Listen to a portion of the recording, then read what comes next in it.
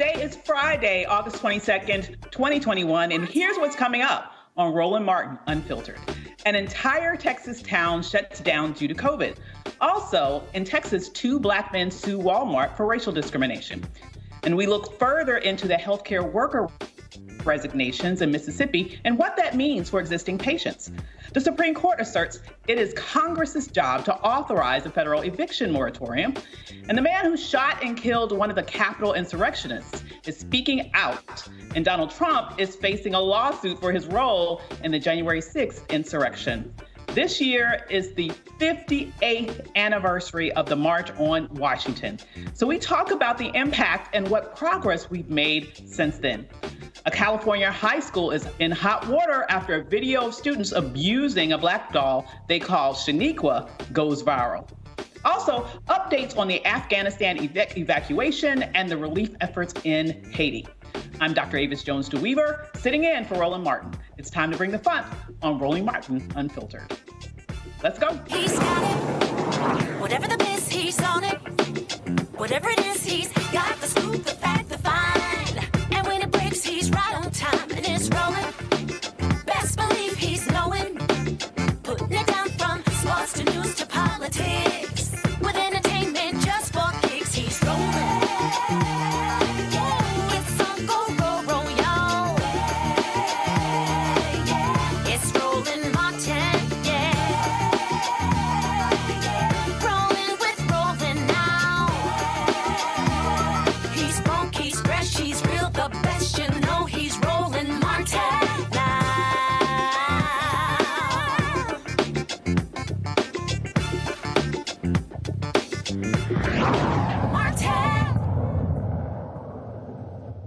COVID cases soar nationally and internationally.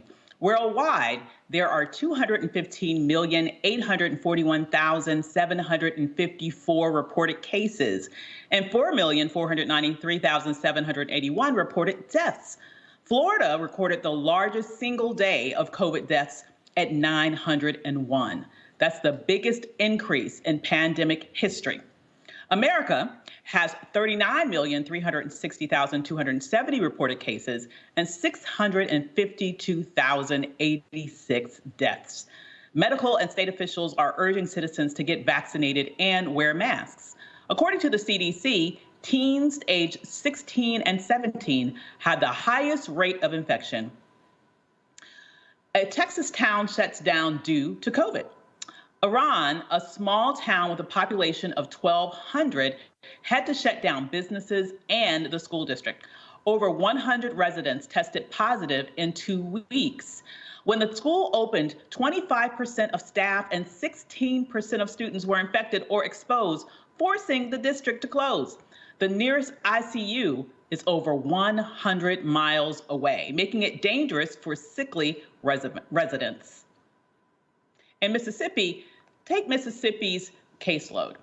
There were 3,425 newly reported COVID cases and 34 deaths yesterday. Yes, just yesterday. To date, there have been over 400,000 reported cases and 8,214 deaths. On average, the state has 3,200 reported cases and 40 deaths per week. We reported earlier this week about how this crisis is causing a massive healthcare shortage across the nation, and Mississippi isn't exempt from that problem. Joining us now is Dr. Justin Turner, the CEO of Turner Care. Dr. Turner also serves as the COVID-19 task force for Mississippi State Medical Association and the city of Jackson. Welcome to Roland Martin Unfiltered, Dr. Turner. Glad to be here, Doc. Wonderful to have you. Now, the numbers that I just recited to me are startling. Mississippi is a state that struggles in many respects. There is disproportionate levels of poverty in that state. There are already health challenges that are disproportionately present, I would argue, among the citizens of that state. How are you handling this COVID surge when you're already at a disadvantage? Well, I have to tell you, every physician here in the state can tell you that it has been very, very difficult. Things are very, very frustrating. And a lot of healthcare professionals are, quite honestly, burnt out. We're doing everything we can. We felt as if when the vaccines came out, we had our biggest tool in the toolbox, and we began to see some of the numbers begin to get better. And all of a sudden, we have this emergence of the Delta variant. And it's like, every time we make 3 steps forward, we're making 5 steps backwards. Absolutely. I can imagine how frustrating that is. I mean, what is it like, just from the perspective of a healthcare provider, to know that, in essence, you're putting your your health on the line every day? You're working long hours, trying to serve people, many of whom aren't even heeding the medical the recommendations that they've been getting. How does it feel like just to have this onslaught come at a time when many of us may have thought a few months ago we might be going downhill by now? Yeah, so even before COVID, like you said, Mississippi already has just a plethora of different health disparities that we're already dealing with. You add COVID on top of it, and it's really been, just problems on top of problems. So here we are now, maybe working, I used to work 60 to 70 hours a week. Now it's like 80 to 100 hours a week. I would normally just see maybe 20 patients a day in the clinic, and now sometimes it's 30 to 35. In the hospital, it's even worse. Just last week, University of Mississippi Medical Center just basically created space in a parking garage just so we can be able to have patients. As you mentioned, we're having issues with shortage of resources. So we have outside help that's coming in just to provide nurses and medical personnel just to be able to help us out, because we're literally treating patients in parking garages because the hospitals are so full. We do have some people in Mississippi that get it and that understand, but unfortunately there's too many people who are still downplaying the severity of this virus. They are still spreading misinformation after misinformation. That part is very frustrating because as a healthcare worker on the front line, yes, I still have to go home to a wife of mine who has asthma. I have an 11-year-old who has asthma who actually is on quarantine right now because she was possibly exposed yesterday. So this definitely hits home. You know, we basically only have about 37% of the population that's been vaccinated. When you have states like Vermont that is in the mid-60s, it's disappointing because it's like Mississippi. Why are we okay with continuing to be the last, especially when we have about 8,000 people who have died from something where we know that the vaccine definitely helps, reduces the risk of severe hospitalizations. It reduces the risk of death. Over 95% of people in our hospital who have COVID are unvaccinated. Over 90% of the deaths are people who are unvaccinated. So at this point, we don't know what else to do because it seems like everything that's being done, unfortunately, is falling on deaf ears. You know, it's very frustrating to me, and I'm sure it must be this times a million in terms of the level of frustration for you, is the degree to which this issue has been politicized. This is a public health issue. You are literally putting your life on the line, putting your wife and your child's health on the line to be able to serve people, while at the same time you are fighting against politicians around the country and in your specific state that are making your job that much easier because they're either trying to make it, trying to not have people wear masks or to discourage people from getting the vaccine. I mean, how are you able to fight back against a political dynamic like that that's fighting against you every step of the way? Yeah, I don't know if Texas, Mississippi, and Florida, leadership just get on the phone and figure out how we can make our state more miserable. I don't know. But, as physicians, we signed the oath to do no harm. I went to Mahiri where our motto is worship of God through service to mankind. And that's all we're about. The virus does not care what your political affiliation is. It's not Democratic. It's not Republican. It is here and it's here to destroy, and it's ravaging our communities. This is a Republican-led state, and unfortunately, it appears that a lot of people are more married to politics than they are to purpose. Because this nation that we talk about, as far as America being, land of the free and home of the brave, we talk about freedom. The true freedom is the freedom to have life and to have that more abundantly. People are talking about this survival rate of 98%, but here in Mississippi, our mortality rate is 2.2%. So you mentioned about the 3,000 plus new cases. So if you look at 2.2% of that, you're looking at basically, almost about 40 people that are going to die out of that within the next few weeks. I just had a patient just 2 days ago who's 51 years old.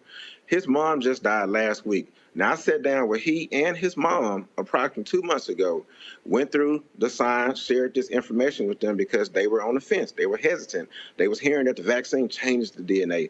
They was hearing, well, what's the point of getting the vaccination if you can still get COVID? So after education, they agreed. Honestly, like the majority of our patients that I've had a conversation with over the last couple of months. But I got a call saying that they both was in the hospital and they both were suffering. They both were on a ventilator. The mom did not make it. Now, fortunately, he did. He came home and he was on home oxygen. And guess what he said? He said, Doc, I'm ready to come in and get the vaccine now. And I said, well, honestly, just tell me, what made you not get it when you told me you would? Doc, I just don't know. So we can probably get his lung capacity back, but we won't be able to get his mom back. And it's just, it's really, really breaks our heart because we probably have about 4,000 patients here in Turner Care. And since the vaccine has come out, that's the only patient that has died. Oh, my goodness. That is a heartbreaking lesson for anybody to learn the hard way, especially when they didn't have to. If you had to give one last piece of advice to individuals right now who are maybe like that gentleman and his mother, and for some reason, they're putting off getting the vaccine. They're lackadaisical about wearing their masks. They don't take it seriously, or they think that some of these conspiracy theories about the vaccine is actually true. What would you tell them about what they need to do now to save their life and the life of the individuals that they love? Well, I would tell them that I'm a medical doctor. And I wouldn't expect them to come to me and ask them how to fix their refrigerator if it breaks down. I wouldn't expect them to come to me and ask me how to fix their motor or their car if it's not working. But as far as the science, I want you all to trust the same people that you trusted when your kids had a snotty nose, the same people you trusted when you had chest pain and you was concerned about a heart attack, the same people who actually encouraged you to make sure your child got the vaccination for the mumps, the measles, the rubella, that you all got as children. We're the same scientists. We're not here to discourage you, but we're also not here to discourage you. We never told you that the vaccine was 100%. What we told you is that the vaccine reduces the severity of the disease and reduces the risk of you dying from it. We told you about 95%. So that means that there's some people who still going to have some problems. But the virus is always going to be more dangerous than the actual vaccine. Always going to be. And last thing, think about seatbelts. Seatbelts reduce the risk of you dying. You do not stop wearing seatbelts just because you heard that somebody died in a car accident with their seatbelt on. No wiser words could have been said. I want to thank you so much, Dr. Turner, for joining us. And I certainly hope everyone who's watching us today takes heed of your warning and your advice. Thanks for joining us. Thank you so much for having me. Absolutely. So next, I want to bring in our incredible panel. Joining us tonight is Kelly Betha of JD Communications, communication strategist, and Michael Imhotep of the African History Network, along with Adrian Ermer, a fellow with the New Leaders Council Chicago. As they come in, let's go ahead and begin to talk about our next story, because the SCOTUS was very busy today, okay? The Supreme Court of the United States overturns the eviction ban. Millions of people may soon be without a home. The Supreme Court overrides the housing eviction ban, and the highest court said that the CDC exceeded its authority with the eviction moratorium. The decision puts millions of Americans at risk for homelessness due to job loss and income reduction from the pandemic. The Supreme Court asserts it's Congress's job to authorize a federal eviction moratorium. Let's go to our panel. Kelly, when you hear about what the Supreme Court has just come down with, in essence, kicking out potentially millions of people to the streets, eradicating Biden's sort of protections against evictions, what do you think happens next to those people who are still sort of hanging on by a string in an economy that's still impacted by the pandemic? Sure. Well, first of all, thank you, Dr. DeWeaver, for having me. My last name is pronounced Bethia, and JD is the law degree title. Gotcha. So I just wanted to be clear about that. It's fine. But to answer your question, how do I feel about it? It is incredibly disheartening and disappointing that it has come to this, right? Frankly, this shouldn't even be a Supreme Court issue because like the Supreme Court said, even though I don't necessarily agree, they wanted Congress to fix this. And the reality is Congress could have fixed it. Their job is to create laws. Their job is to legislate. And for them to produce some type of legislation for the president to sign so it doesn't have to be interpreted by the Supreme Court. And frankly, Congress had enough time on this issue. Congress can speed anything up that they want to. They can slow down anything that they want to. And the fact that they appear to not have housing as a priority in the middle of a pandemic, knowing that this moratorium was in place, is just incredibly disappointing. And granted, the Senate is split 50-50.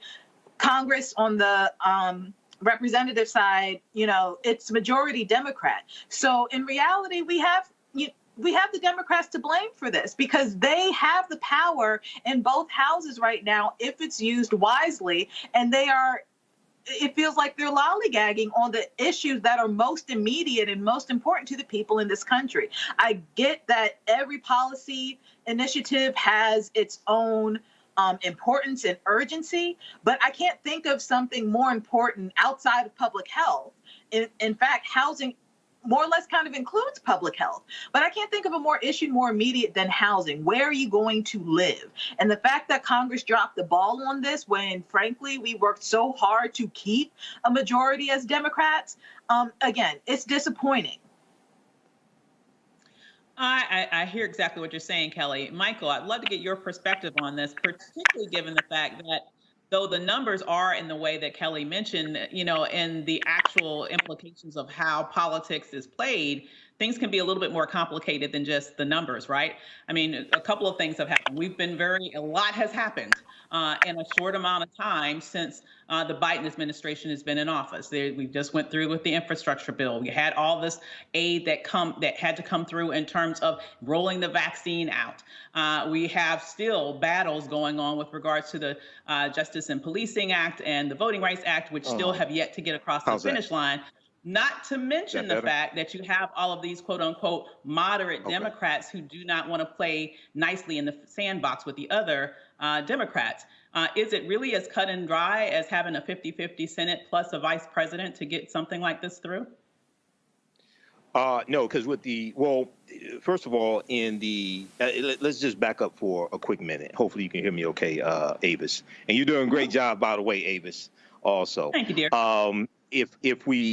If we step back, it was Representative Maxine Waters who last month, at the last minute, tried to get this bill passed in the House of Representatives for the eviction moratorium, to get it passed through Congress before the House went on summer recess. Now, the Biden administration let Congress know at the last minute that he wasn't going to extend the eviction moratorium, even though previously he said he wasn't going to extend it. But it was they got the message at the last minute. Okay, so they couldn't pass it in the House. There were 10 Democrats in the House who weren't going along to pass the eviction moratorium in the House of Representatives. No Republicans were supporting it, by the way. No Republicans were trying to help. In the Senate, for the eviction moratorium to pass the Senate, if I'm correct, you need 60 votes in the Senate.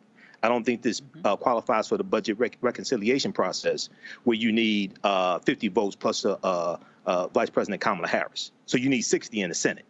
Okay, which means you need 10 Republicans.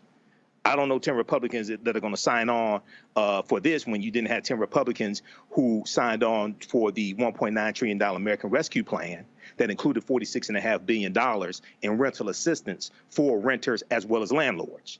So I don't know. I don't think there are 10 Republicans in the Senate. So it's complicated, but they should not have waited to the last minute to try to pass this in the House of Representatives, okay? Then we see Representative Cori Bush took it upon herself, who has been homeless in the past. She launched this campaign and sat on the steps of the U.S. Capitol. Alexandria Ocasio-Cortez. You had other Democrats Ayanna Pressley, other Democrats. I ain't see any Republicans out there supporting this, okay? So it's complicated, but they should not have waited till the last minute. But at the same time, I don't see any Republicans trying to help. And there's going to be some white Republicans who voted to put Republicans in office who are going to be evicted also. Okay. Yep. And lastly, it's about 90% of the $46.5 billion has not been used yet either. Okay. Now, the way that it was put into the $1.9 trillion American Rescue Plan, it left it up to the states to come up with how they disseminate it. Okay. And it's been a catastrophe there, but it's complicated, but at the same time, they should not have waited till the last minute, because everybody knew when the deadline was. Everybody knew when the eviction moratorium was going to expire. Absolutely. It's not like this is something that popped up exactly. at the last minute. We all had the same calendar. We all had the same calendar. We all knew when it was going to expire. Exactly. The problem is we don't all have the same priorities. Wouldn't you agree, Adrian? It seems to me that if there's one thing that is consistent in this country, it is this issue of really providing help to people who are at the most dire circumstances. That always seems to get the short end of the stick in terms of priorities. What can we do now at this point, now that it seems like we're back at square one, to sort of mitigate some of the damage that the Supreme Court decision is going to do? Yeah, I think that there's a very clear priorities misalignment here between actual proven human need and what elected officials who are ostensibly there to represent the needs of the people, are actually trying to do and actually doing and showing us with their actions in Washington, D.C. I think that the states who have leadership that understand the direness of this situation, literally 7 million human beings potentially out on the streets, they will step in and institute statewide moratoria on evictions, and that's what's happened here in Illinois. Governor Pritzker has extended that through September, but not every jurisdiction has a governor in place who puts people over profit in a global pandemic, right? So what we're going to see in the South and in states like Texas and Georgia, Mississippi, like, this is going to be bad. Mm-mm. It is, and the problem is that once people get out there and they are in dire circumstances, it's really hard to put that genie back in the bottle, unfortunately. Still to come on Roland Martin Unfiltered. Tomorrow marks the 53rd anniversary of the March on Washington. Have things really changed since then? We'll talk to one of the attendees of the 1963 March. Plus, the Texas House passes the massive voting legislation that we remember those Democrats fought so hard against. And the identity of the Capitol Police officer who killed the January 6th rioter who has been identified. We'll hear what he has to say about what he saw and what he's had to deal with since that day. You're watching Roland Martin Unfiltered. Stay with us. Seek.com, we are partnering with them, of course. We appreciate their support right here on Roland Martin Unfiltered. Check out a couple of their products that you can take advantage of. And you're watching us on Seek. What's going on in this Quavo Honcho? Right now you in the Honcho's world. Please let the music play.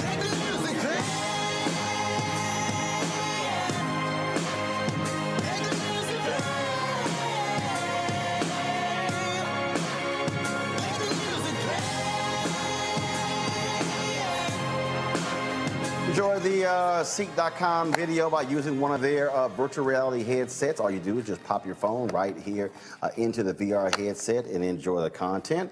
You can also take advantage of their 360-degree headphones. These headphones here come in a couple of colors, black and gold, but then also all gold. And so you can check these out. If you want to use our promo code to get a discount, it's RMVIP21, RMVIP21. Then, of course, a portion of the proceeds comes back to Roland Martin Unfiltered, which allows for us to fund the show. And so this is a black-owned company. We certainly believe in supporting black-owned companies. Mary Spiel is the founder. And so, again, go to Seek.com and use the promo code RMVIP21. People our age have lost the ability to focus the discipline on the art of organizing. The challenges, there's so many of them and they're complex. And we need to be moving to address them. But I'm able to say, watch out, Tiffany. I know this road. That is so freaking dope.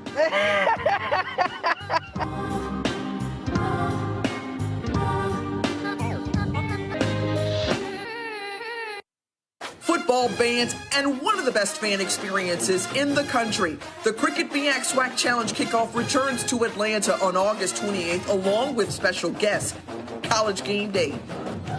Then Alcorn State takes on North Carolina Central with conference bragging rights on the line. Center Park Stadium is the place to be on August 28th. Come tailgate all day before enjoying a primetime matchup on the gridiron. You don't want to miss this. Check out MEACSWACChallenge.com for more information. Floyd's death hopefully put another nail in the coffin of racism. You talk about awakening America. It led to a historic summer of protest. I hope our younger generation don't ever forget that nonviolence is soul force. Priceless.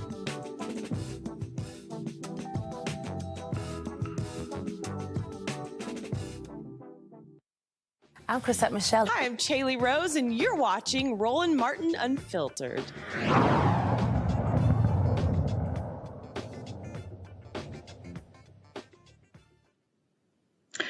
to bring back in our panel. Unfortunately, with technical difficulties, we're unable to bring in our participant in the 1963 march, but let's talk about just amongst ourselves, just as good friends, around how much of a improvement or change at all that we have seen between now and the original march 53 years ago, and exactly how far we need to go moving forward. If we can bring back in the panel, let's talk about this anniversary march that's coming up this weekend. You know, what do you think is the sort of the biggest achievement you can think of that we have, that we can point to with regards to where we are now versus a little bit over half a century ago? And where would you think are maybe places where you would hope we would be by now, but you see that we're still struggling? So, Kelly, let's start with you. Oh, I thought you were going to say Michael. No, it's fine. We've come a long way. Just objectively speaking, we've come a long way. Jim Crow, as legislation, is not. It does not exist in the way that it did in the 60s. Segregation does not exist the way that it did in the 60s. Overall, race relations has, by and large, improved since the 60s. But that being said, it's not like the problems went away. If anything, they have evolved into more dynamic issues. So when you do integrate races in a country that is historically racist, there's going to be problems that arise. You're going to have more covert racism so that you can bypass the blatant racism that was happening during the time of the march.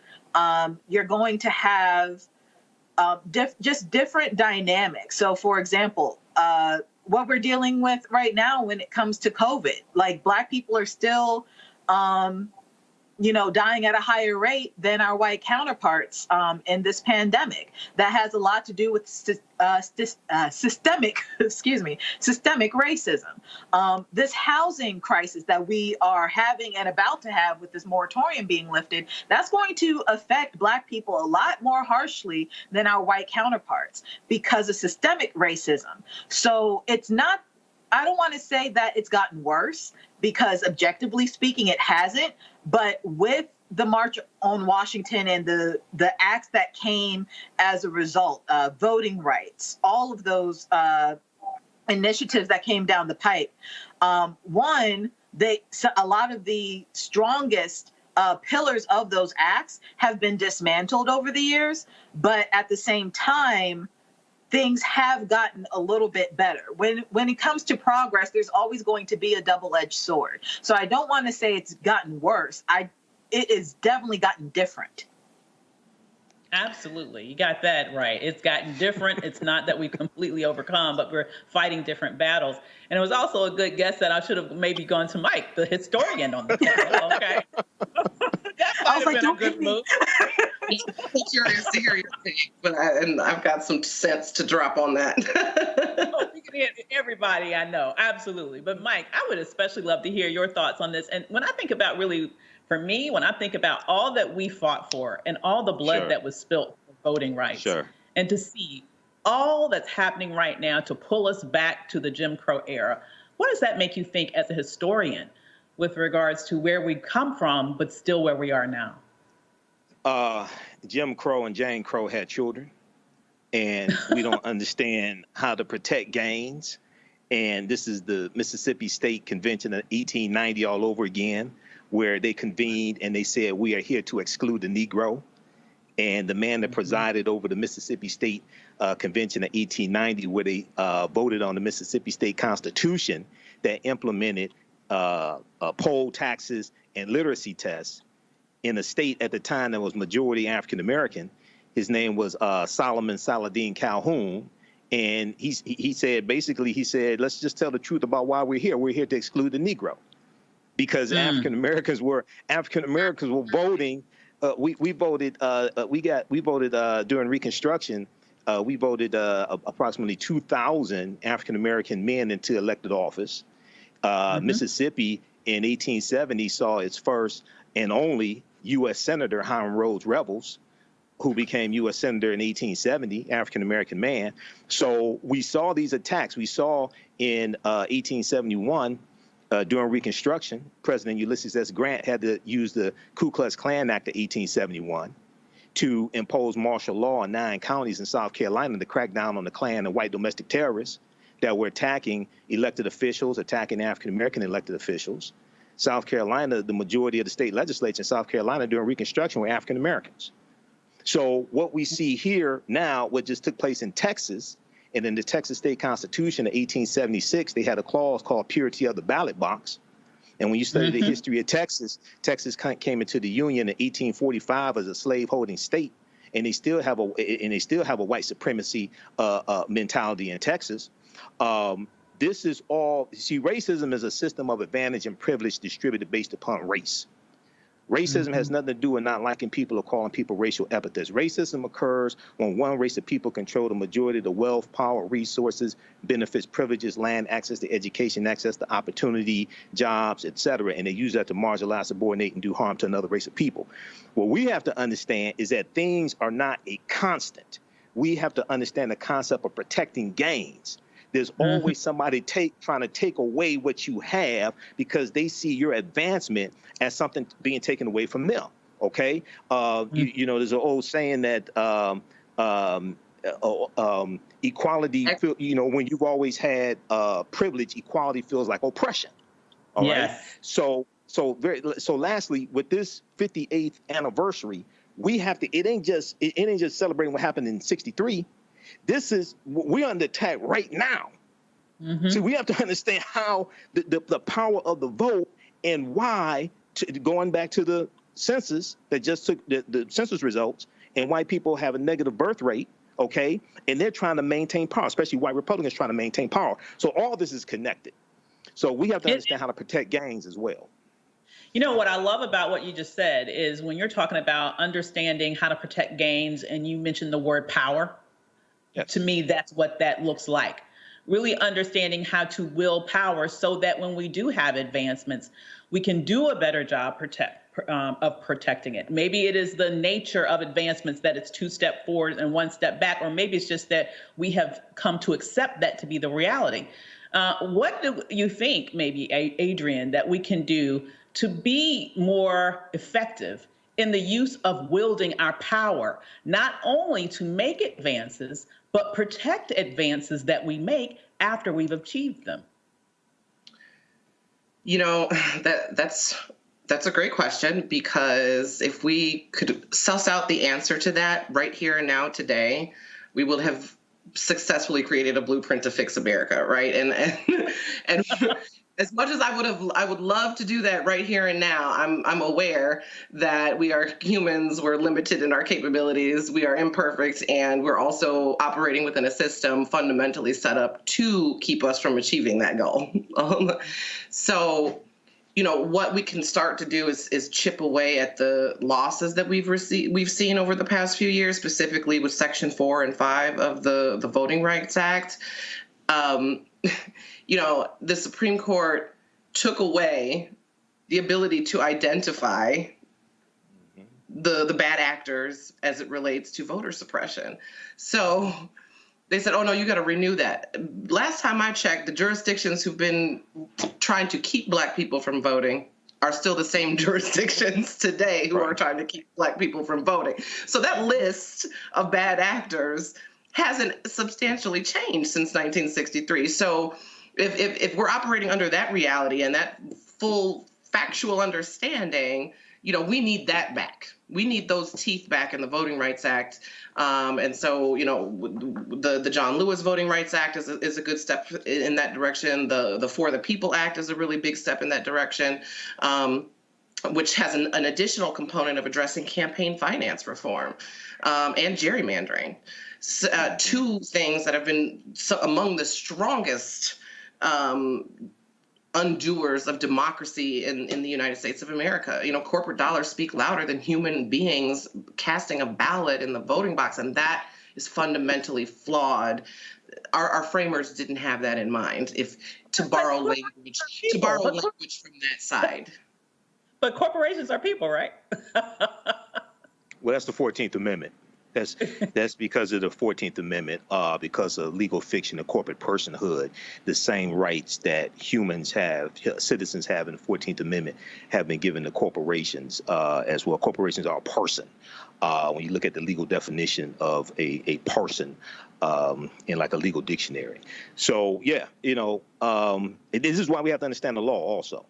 Okay. Yeah. And politics is the legal distribution of scarce wealth, upon resources, and the writing of laws, statutes, ordinances, amendments, and treaties, their adoption, interpretation, and enforcement. This is why, and I talk about political self-defense, we need to understand the law better than they understand the law, because everything they do to us, they use the law to do it. Then when they get caught breaking the law, they go get an attorney at law to defend them in the court of law. So we need to understand the law better than they understand the law. I hear you, my man. Talking about law. Level, we don't have to be legal scholars. We just need to be able to pinpoint our rights and say, no, you're not going to, not today, Satan, not today. Basically, what we need to be prepared to do and say. I love it. I love it. Well, speaking of laws, unfortunately, we've had another law spawned from Satan that just was passed. The Texas Republicans passed the controversial voting bill after months of protests by Democrats, Texas Democrats especially. Those Democrats did their best job to stop the vote before even their 38-day walkout, but did little to keep the bill from passing in the House. In a heated debate, legislators argued whether the bill was considered racist, even though the word racism was barred from the floor by Texas House Speaker Dade Phelan for the sake of a quote-unquote fair vote. Texas is now back in line to become the latest big Republican state to pass tighter voting laws in response to former President Donald Trump's lie regarding the 2020 campaign election, arguing that it was stolen. Okay, so panel, Kelly, let's start with you. Talking about hell-spawn laws, here goes another one. I mean, what in the world is going on in Texas? I mean, when you find out, let me know. Texas is just a different breed of animal.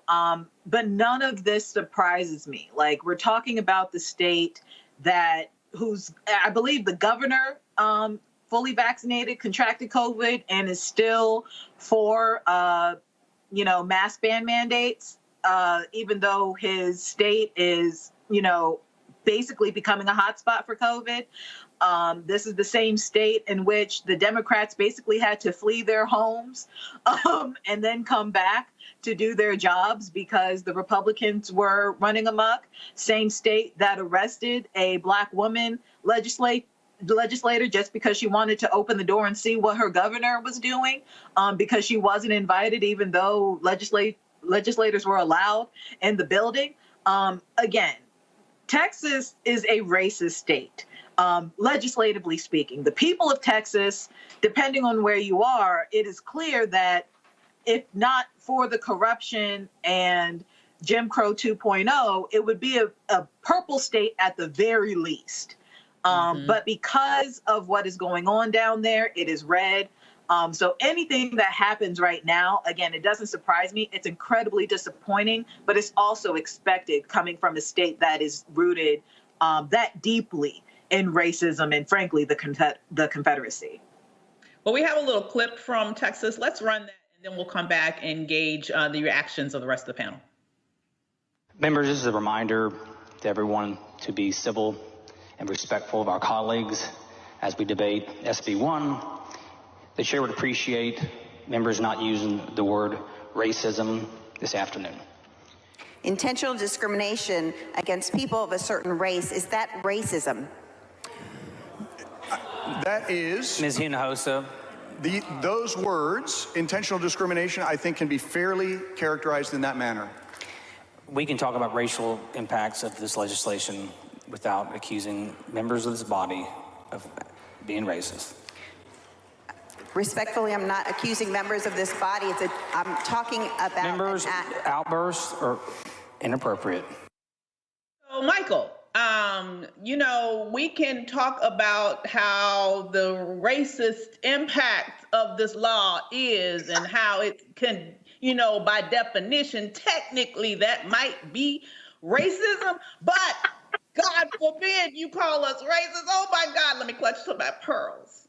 Yeah, so see, that's what you call a hit dog hollering. That's what you call a hit dog hollering. That's what that is. They know they're white supremacists. They know they're racist. They know these white Republicans are trying to maintain power in a state that was Mexican territory. Okay? They understand they're losing power. They understand that also white people in this country have a negative birth rate.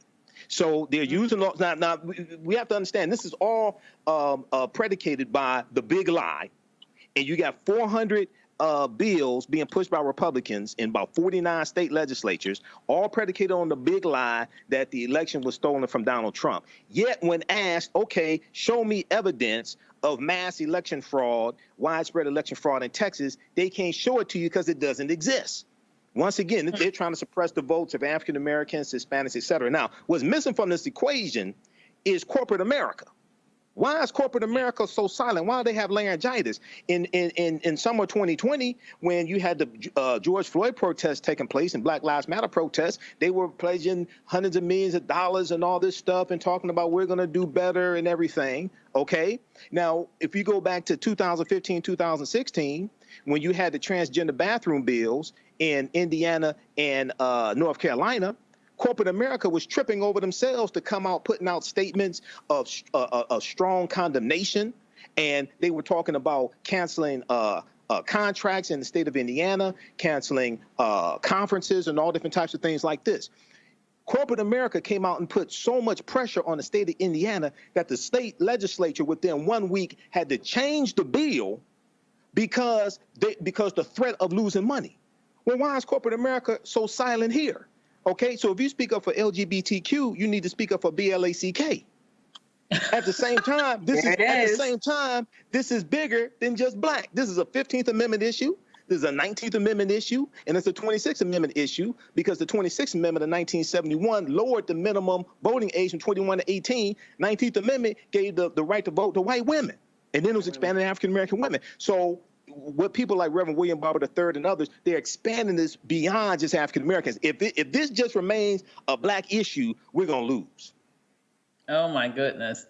Adrian, I mean, what are your thoughts about that in terms of the craziness that's going on in Texas and the solution? Is the solution to have maybe a more universal approach to attacking this issue, increased coalition building? What is the solution there? I definitely think coalition building is always a key or an ingredient to success when you're talking about moving the legislative needle. So that's always on the table, and that's always something that is accessible to us, should we be willing to put in the work to build authentic coalitions. I do agree in that corporate America has a role to play here, and they've stepped up and they've taken action in situations related to race and race relations, particularly when Colin Kaepernick was taking a knee. They made statements for certain states, and they were threatening to leave Georgia. The film industry was threatening to leave Georgia over their policing situation. So if I'm remembering that correctly, I might need to go back and double check, but they're not doing enough here on this issue. And that for me is telling, because essentially their well-being is also wrapped up in this debate. Does an informed electorate, does a well-participating electorate mean good news for them in the long run, where policy is skewing more socially progressive?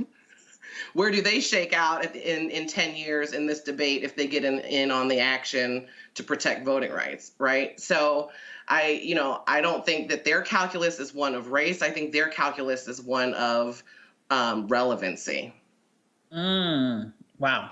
Are they relevant at all? Well, not to pick on Texas, but we have one more Texas story I want to bring up for you guys while we're all here picking on Texas. Sorry, Roland. In Texas, two black men, because that's his home, sued Walmart for racial discrimination. Okay. Dennis Stewart and Terrence Richardson claim Walmart caused them mental and physical distress after they were handcuffed and questioned when attempting to, get this, you guys, return a $300 television. A store associate called the police on the men, accusing them of stealing the television and not taking their receipt as proof. Police eventually released the men. Stewart and Richardson called the experience dehumanizing and are suing the billion-dollar corporation for racial discrimination, false arrest and imprisonment, and breach of contract. Damn, we can't even return stuff anymore. Thoughts about that, Kelly? Texas is going to Texas. That is more or less my point. Between Texas and Florida, I don't know which one is worse. I really don't. Florida has Florida Man, as far as, folklore of the ridiculousness, but Texas is really its own breed of dumb racism, because first of all, there's no logic to racism, really. But for them to not even use just, I don't even want to say common sense, but a gift of discernment and, just checking bias out the door. Just simple customer service could have avoided this issue. But if you don't see a Black person as a customer, when you see our skin as a weapon and a threat in anything other than human, stuff like this is going to happen, not just in Texas, but anywhere. But the fact that it's Texas, again, like I said in the previous segment, it is disappointing, but it's expected. Well, we've had driving while black, we've had sort of sleeping while black in your own bed. Now we have just trying to return a TV to the television while black. Good Lord, Michael, what can we do without being unduly harassed, not even by police, but just by lay people who happen to be working at a store and think that they are apparently the be all end all with regards to policing our bodies? Yeah, in this situation here, if I was a customer, I would have called the police myself in this situation here. So I don't know. In reading this story here from BusinessInsider.com and having been in retail management before and dealt with theft and things like this, this doesn't appear that the men, the two African American men, were doing anything wrong. The associate was white. Okay. Now, if they presented a receipt trying to return a $300 TV, all right, there's a way to verify whether the receipt is valid or not. It's in your system. It's in your Walmart system, regardless of which store they buy it from. You can verify. Also, on the receipt is a code that tells you which store it was purchased from. So if for some reason it doesn't come up in your system, you can call that store to verify the return. So it seems like I don't know if they have ever returned anything to this particular Walmart store before or not. All right, I don't know because I don't have those details. But it appears that it's something racial. But then when you look at what the associate said to them, he said, "Take this effing receipt, take that effing TV, get the F out this store, and never effing come back." What type of customer service training did you go through at Walmart? Exactly. So this is something on a whole nother level. Okay, so they should get everything that's coming to them, but then also there has to be their whole customer service training and cultural sensitivity, all that has to be looked at as well. Okay, and your hiring process. Where'd you get this associate from that would talk to a customer like that?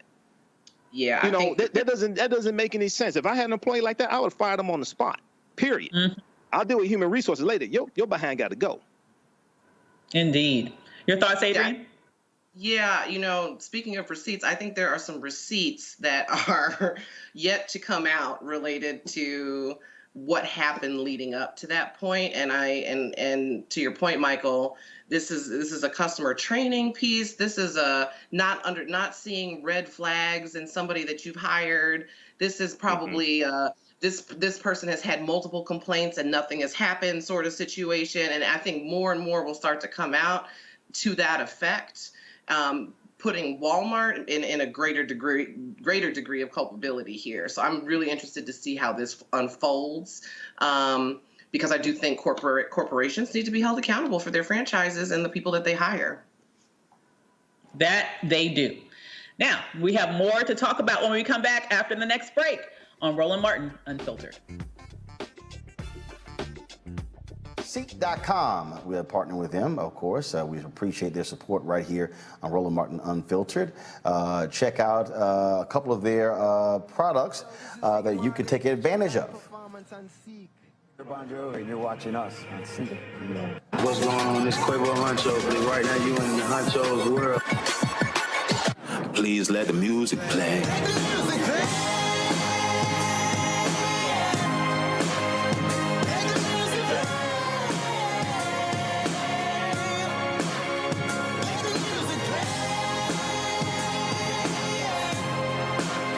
Enjoy the Seek.com video by using one of their virtual reality headsets. All you do is just pop your phone right here into the VR headset and enjoy the content. You can also take advantage of their 360-degree headphones.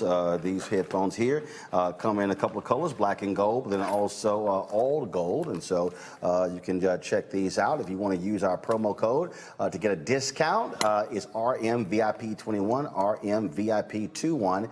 Then, of course, a portion of the proceeds comes back to Roland Martin Unfiltered, which allows for us to fund the show. And so this is a black-owned company, and we certainly believe in supporting black-owned companies. Mary Spiel is the founder. And so, again, go to Seek.com and use the promo code RMVIP21.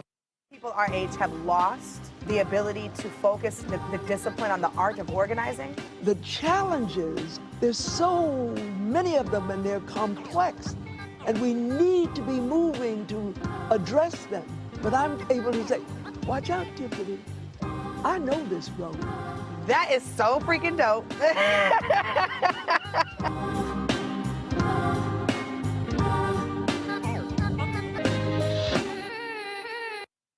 Football bans and one of the best fan experiences in the country. The Cricket BX SWAC Challenge kickoff returns to Atlanta on August 28th, along with special guests, College Game Day.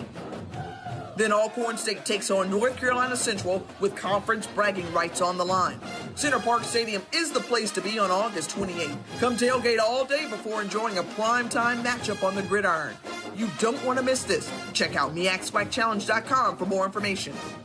You want to support Roland Martin Unfiltered? Be sure to join our Bring the Funk fan club. Every dollar that you give to us supports our daily digital show. There's only one daily digital show out here that keeps it black and keep it real as Roland Martin Unfiltered. Support the Roland Martin Unfiltered daily digital show by going to RolandMartinUnfiltered.com. Our goal is to get 20,000 of our fans contributing $50 each for the whole year. You can make this possible. RolandMartinUnfiltered.com.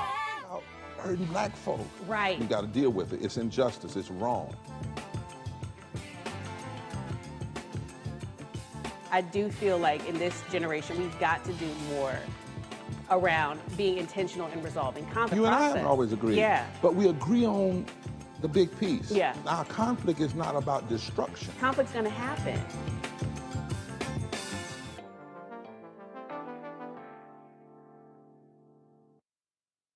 Hey, I'm Deion Cole from Blackish. Hey everybody, this is your man Fred Hammond, and you're watching Roland Martin, my man, Unfiltered.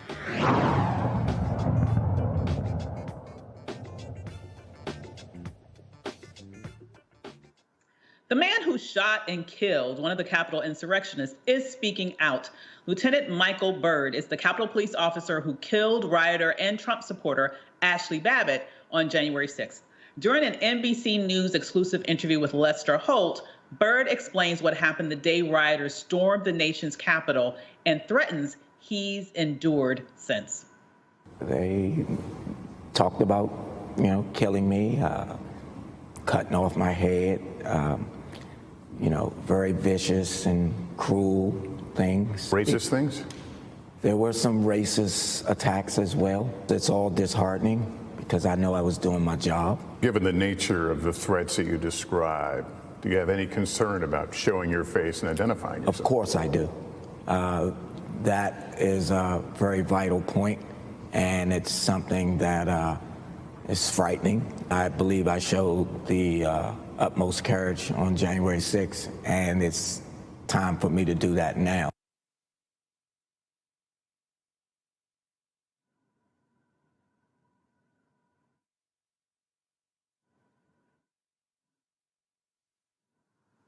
Were you afraid that day? I was very afraid. What are you hearing on your radio? I'm hearing about the breaches of different barricaded areas, officers being overrun, officers being down. Did you ever hear a call or a report of shots fired during any of this? As a matter of fact, I did. There was reports of shots fired through the house main door onto the floor of the chamber. Defense. I had been yelling and screaming as loud as I was, please stop, get back, stop. We had our weapons drawn. I was taking a tactical stance. You're ultimately hoping that your commands will be complied with, and unfortunately they were not. So I have to say, I saw that interview yesterday and I was riveted, but I was also, I want to be honest with you, scared for him. Here he is, unmasking himself as a Black man. We know a huge contingent of those individuals who stormed into the building on January 6th and attempted that coup were, in fact, white supremacists. We know now, even after this, and I guess unsurprisingly, after he has become public, he has received a barrage of additional threats, even more, and racist rhetoric targeting him. When I think about what he has done and put his life on the line, and I think about all the history of Black people throughout the history of this nation fighting for this nation, and what do you get for it? You get threatened. You get put in situations like he's in right now, where people are questioning whether or not he should have killed someone who clearly was attempting to commit a violent act.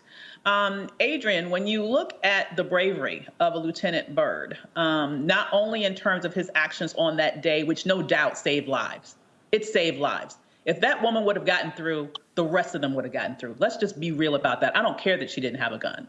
She would have been the first one of literally hundreds who would have overrun the House floor. Okay, he saved lives. But what does he get as a result? You get the former president targeting him.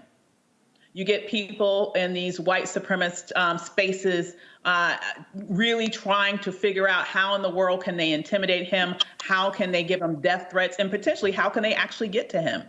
What are your thoughts, Adrian, about the example of the bravery of a Lieutenant Byrd and all the history of Black people doing over and above the call of duty to protect this nation, only to be put in situations where our lives are in danger as a result of us doing our own civic duty?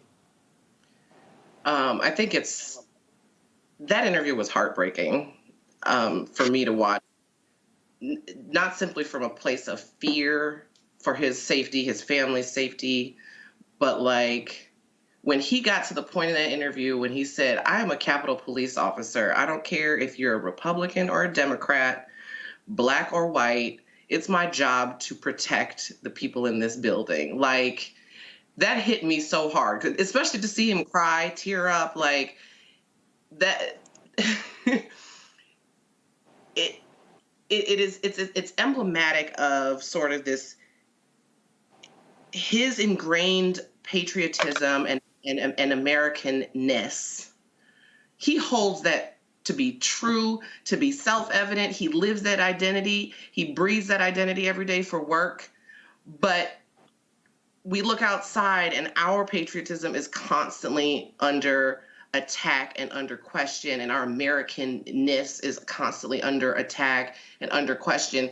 And the rights that we are ordained as Americans are questioned and under attack in our daily existence. Like that interview encapsulated all of that for me. And it's, where do we go from here? I have no idea. We can't, you can't even think to put this man in witness protection because the areas where witness protection is are rural America. He won't be safe in those kinds of environments. So it's like there's now it's I guess the onus is on us, on his community and his village, to step up and do our part to protect this man. Like, I don't know. It really left me in a place of devastation, fear, and sadness. It really did. Absolutely. And Michael, thoughts about this horrible situation that Lieutenant Byrd finds himself in? And then when we think about that juxtaposed against the idea that supposedly these very same people who are threatening his life, who are questioning his decisions on that day that clearly saved lives, are the very same people who, you know, a few months ago was talking about Blue Lives Matter this and Blue Lives Matter that. I mean, I could get whiplash from the hypocrisy. You know, what are your thoughts about this type of sort of, rank hypocrisy and no real sort of merits in terms of morality around where one stands on this issue, but instead it seems like everything, at least from the Republican side of the aisle, is all based around fealty to one criminal former president? Well, Republicans backed the blue until the coup. That's what happened. See, they backed the blue until the coup. These are white domestic terrorists. The Republican Party is, as my friend Dr. Greg Carr says, they are the white nationalist party. This is what they are. This goes to the fear of the browning of America that Donald Trump tapped into in 2015 and 2016 when he ran. And you have these white domestic terrorists who can't believe that Trump lost the election. And, you know, as I said before, Ashley Babbitt should have complied. She should have complied with the police, because that's what they tell us when we get shot. We should have complied. She should have complied. He gave her warnings. OK, now she was radicalized. She was radicalized. She was a QAnon supporter. She was radicalized by these white domestic terrorists, QAnon, and Donald Trump. She was a Donald Trump follower, like many of these other people there. And they're so stupid. They don't even understand the difference between the White House and the U.S. Capitol building.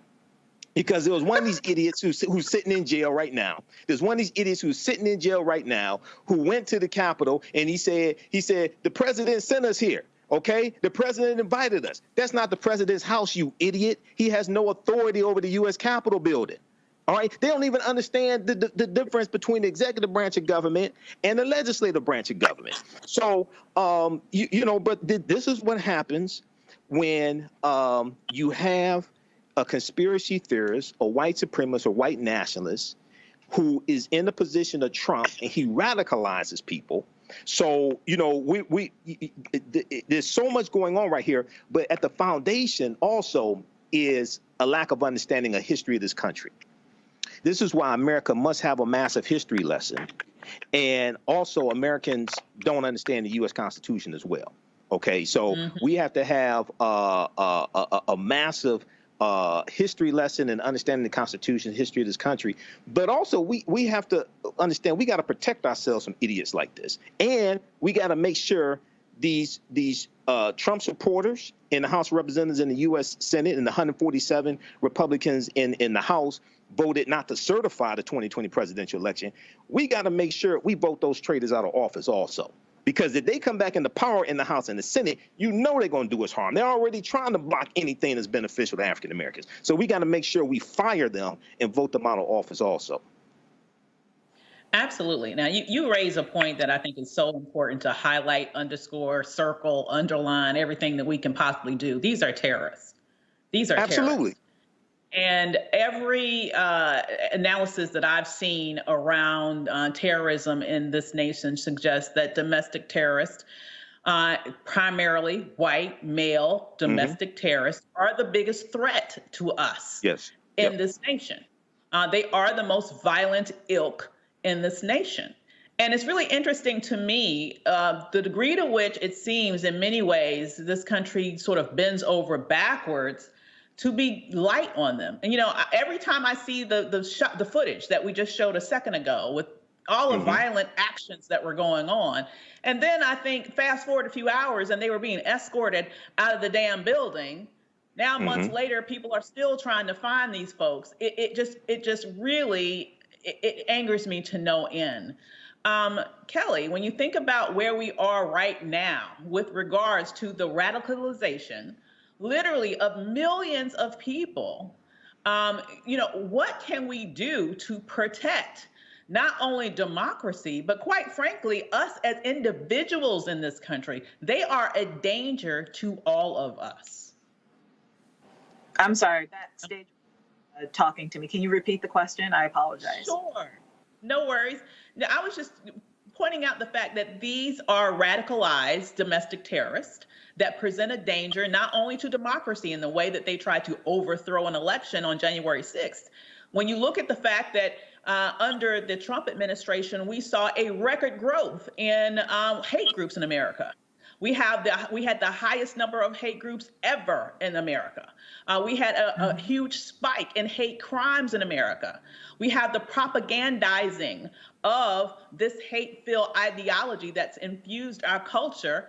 And it's also sort of tied into the anti-vaxxing and everything. It's all part of that same ilk. The QAnon, all of that is part of the same ilk. They represent a clear and present danger, not just to this democracy, but to us as individuals, and particularly as Black people, okay? Just thoughts about what we should do and can do to protect ourselves from this rising threat in America, when it seems as if the system is not that pressed to really throw the book at them in the way that they should. Well, that's a very layered question. My most immediate thought when it comes to what can we do, there are groups out there that are Black, I don't want to say Black owned, but predominantly Black groups similar to the NRA, but specifically for African Americans. So learn about your Second Amendment rights, learn about basically your Bill of Rights, like the first 10 amendments, like look through those, study those, and know what your rights are should you be approached by police or a racist or anyone who is trying to infringe upon your rights. I would just reiterate the fact that, like everyone said on this panel, she was a terrorist, yes, but more importantly, she was a traitor. So like with terrorism, people think foreign. People think outside of this country, coming into this country and attacking this country. But it's more than that. On January 6th, these were Americans who betrayed the Constitution. These were Americans who betrayed the country. That's beyond terrorism to me. That is a traitor. So we don't negotiate with terrorists, but we sure as hell don't negotiate with a traitor. So I think reframing our mindset, not just Black people, but everyone, every American, to reframe our mindset regarding what happened on January 6th, they betrayed us. They didn't, just go in there just to attack Democrats or whatever. They had the mission to overthrow the government in which we follow, which is it's followed by the country. So it's beyond just terrorism and dismantling and creating chaos. You wanted to overthrow a government. You wanted to betray your country. So when we go back to the officer who was interviewed, like everyone on this panel, my heart breaks for him, but it hits closer to home because I live in DC now, and January 6th was scary for anyone who lived in DC. I heard the ambulances going by. I heard the helicopters flying overhead. So for people who do not understand or want to forget that day or want to act like that day did not exist, it's beyond terrorism for me. You are a traitor to this country if you think along those lines. And the government should, govern themselves accordingly regarding this sect of people. I would say throw them in Gitmo, frankly, if you want to know my thoughts on it. Because if you don't want to abide by the Constitution, then you don't want to be an American. And you need to be treated as someone who is not American. Like, what do we do with those people? We put them in jail and throw away the key. To dovetail off of your comments, Kelly, can you hear me? Oh yeah, to dovetail off of your comment, a buddy of mine who's former military laid something out for me that I thought was very enlightening, that the messaging tactics, the recruitment tactics, the picking and choosing of biblical word tactics of the alt-right and the QAnon movement is not dissimilar from Al-Qaeda and ISIS. From a tactical and a military standpoint. So for me, if a former military person, not a ranking member, can point this similarity out, why is it so hard for our own government to do that and act accordingly and proceed accordingly with these folks as terrorists? Because that's what they are. You know, and Kelly, you said they need to be in Gitmo. I honestly thought that's where the folks that they detained were going at when this I thought so too. I was like, what do you mean federal court? Going to Gitmo. You know, Well, this is where many of them went back to their mama's house afterward, unfortunately. I was shocked. Part of the problem here is that part of the problem here is that Congress has to pass domestic terrorist laws. See, you have laws dealing with international terrorists, foreign terrorists coming to this country, but there's a lack of laws dealing with domestic terrorism. Okay, and Congress has to pass laws dealing with domestic terrorism. Now, I don't know if you're going to get 10 Republicans in the Senate and the 117th Congress to vote for that, but that's part of the problem. But also, lastly, there's about 600 people who've been charged in the January 6th insurrection. The few cases that we've seen so far are not the most egregious cases. Okay, so I just want people to understand that these are low level people who, there was one who was charged with a felony, but he wasn't charged like with a violent felony. He didn't beat up anybody, he didn't threaten anybody, things like this. So the cases we've seen so far are low level cases. These ain't the most egregious people. These ain't the people who were beating up police officers. These ain't the people that were, things like that. They haven't gotten to those cases yet. Yeah. Well, I will say that I think it's a good point that there needs to be some domestic terrorist laws passed. My concern is that, honestly, domestic terrorism was not invented January 6th. Black people have seen domestic terrorism since the moment we were brought to these shores. And I think the reason why there aren't laws defining it is because we see who the main perpetrators are. And therefore, it is implicitly allowed. That's my thoughts on it. But there's another way in which a number of these folks are actually, in fact, specifically the Capitol Police officers are trying to fight back. Some of them are actually suing Donald Trump. Donald Trump is facing a lawsuit for his role in the January 6th insurrection. 7 Capitol Police officers are suing the former president, Stop the Steal rally organizers, and members of far-right extremist groups. According to the lawsuit, the officers say they were assaulted, spat on, tear-gassed, bear sprayed, they probably would have liked that, subjected to racial slurs, and feared for their lives. They say the defendants spread false claims of election fraud and incited violence against the officers meant to protect them. More than 140 officers were injured, and over 600 people are facing criminal charges for their alleged roles in the riot. Sometimes money talks, and what else walks? I mean, do you think this idea of actually having some potentially financial accountability is really what's needed to get to the bottom of this? Mike, we'll start with you. I think any. I'm sorry. Go right. That's part of. Now they should file. They should file this lawsuit, and it's going to be more people joining in this lawsuit. I know Eric Swalwell has already filed one, and he's a member of the House of Representatives, Democrat from the House of Representatives, and I know that some others have joined in that as well. So this is what they can do on in the civil court, okay? And they should absolutely do this. And I think this is a civil lawsuit, if I remember correctly. This is seeking monetary damages. And with this one, Avis, were they using as the foundation the 1871 Ku Klux Klan Act? I think it was that was part of this lawsuit, if I remember correctly. But yeah, they should definitely do that. And that's what you can do on this end. And you're dealing with, this also deals with not just the lie of not just the big lie, but also radicalizing and inciting an insurrection. They were radicalized over a course of months, okay? And Fox News and Newsmax and all of this. It wasn't just Trump on Twitter.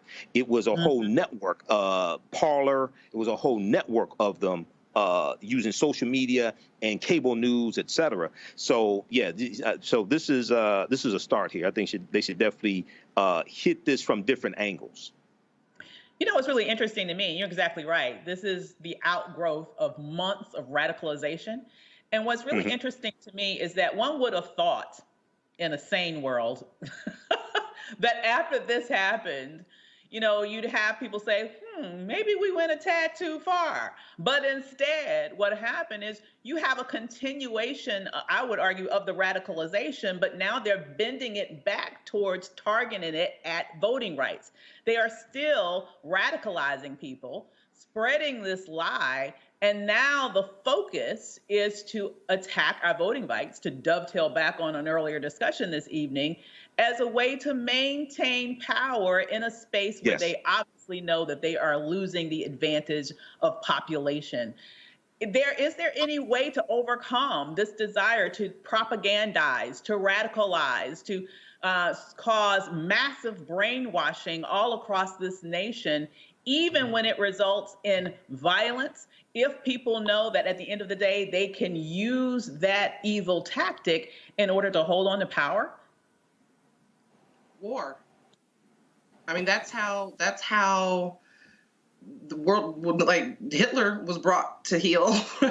Like you had to go to a whole war, and the tactics and the propaganda machine that he and Mussolini employed are not all that dissimilar from what's happening here in America. So, you know, are we headed towards another civil war? I hope not, because we're in a very different time, and wars are fought in very different ways now than they were in the, you know, in the 60s and the 40s and like all, like I just, in the 1800s, like I don't want to know what that looks like from a lived experience. But honestly, from a historical perspective, the way you bring that level of fascism and violent movements to a heel is with more violence. And that's scary. That's scary. It is scary because when you look at it, you know, it's as if, you know, it's hard to see what is happening, if anything is happening, to put a stop to it. If anything, it just seems like people are continuing to go down that road, even when they're using it around these issues, around the election. I would argue they're using the same tactics in terms of the conspiracy theories around the vaccine and all of this. It's like a train speeding out of control with regards to the level of dissemination of misinformation via propagandizing, and this issue of radicalization and the fact that it is impacting millions of people. I just don't see how we handle that and pull it back and take control of it. Is voting even enough to do that? You know, it's very hard for me to even see that when our voting rights itself are under attack based precisely on this, through this tactic. I think that's a point. That's a really good point. Like, you know, if you take the civil means off the table, which is the ballot box, what alternatives then become left? And that's why this dynamic is so dangerous and can potentially get even more dangerous. Just my thoughts. Got it. Kelly, did you want to add to that? Yeah, sure. I mean, you're asking what needs to be done or what can be done. I think first and foremost, and we all know this, we have to realize that this country was rooted in racism. So what we're seeing right now isn't necessarily an uprising or anything that's necessarily new. It's just in the forefront of everyone's minds right now because that's, you know, that's what we're seeing. There's been an increase, but it's not like it came out of nowhere. And I think the first step to dismantling that is to actually, bifurcate our thoughts in that, whiteness is not inherently good. I feel like a lot of the rationale behind domestic terrorism not being legislated to the nth degree that it should be is because a lot of domestic terrorists are white. And we have the data to show that. But when you automatically equate whiteness to goodness, it's hard to govern and to reprimand the whiteness that isn't necessarily good, if that makes any sense. So we have to take away the notion or disabuse ourselves of the notion that whiteness is inherently good as a first step. And then we can actually get somewhere when it comes to white terrorists, white domestic terrorism happening in this country, actually getting the punishments that they deserve.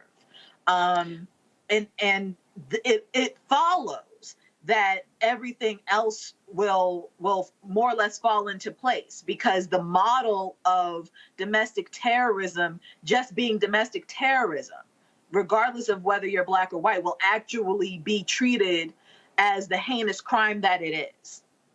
That's an excellent point, Kelly. And Mike, from a historical perspective, do you believe that really that's at the root of why there is such a backlash against critical race theory, against the 1619 Project, when we have this huge sort of argument against and organized movements against truth-telling, just basic truth-telling when it comes to history, because that history would indeed show that whiteness is not inherently good. Is that part of the problem here?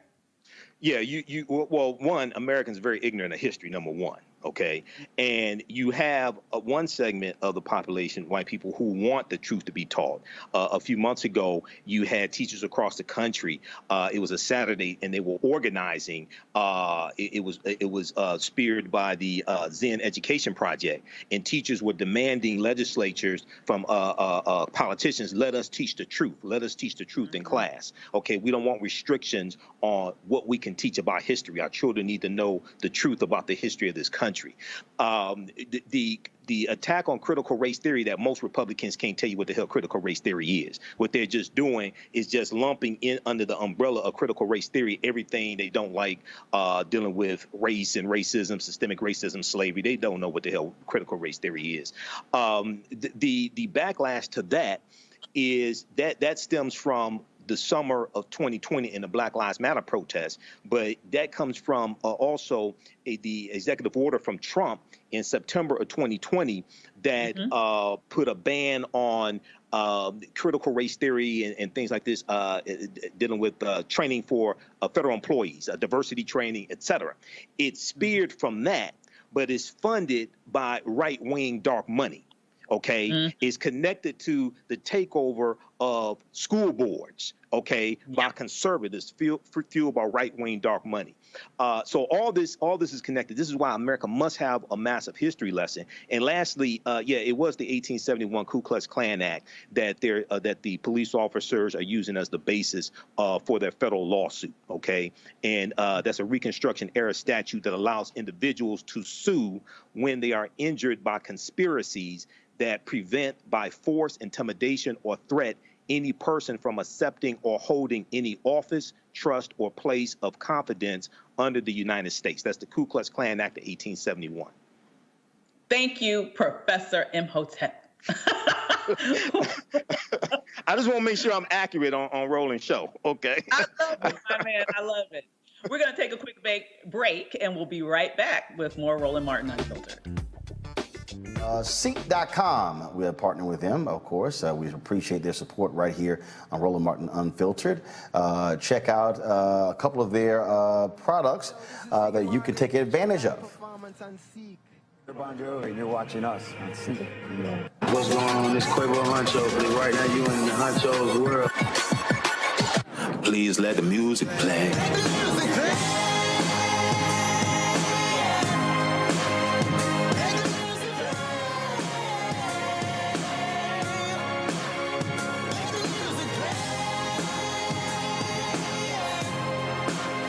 Enjoy the Seek.com video by using one of their virtual reality headsets. All you do is just pop your phone right here into the VR headset and enjoy the content.